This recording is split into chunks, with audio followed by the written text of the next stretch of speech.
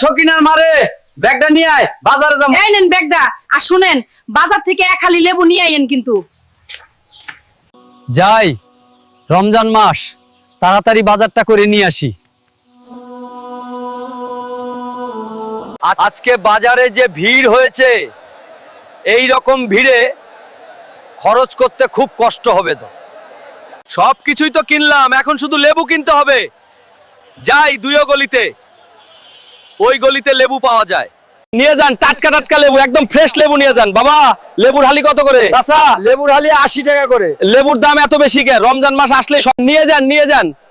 এক হালি লেবু 40 টাকা, টাটকা টাটকা লেবু। ভাতিজা, সবাই তো লেবুর হালি 80 থেকে 100 টাকা বিক্রি করতেছে, আর তুমি 40 টাকা বিক্রি করতেছো। তোমার তো লস হবে। চাচা, এটা রমজান মাস। এই রমজান মাসে ভালো কিছু করতে হবে, কারণ একদিন মরতে হবে। ঠিক বলেছো।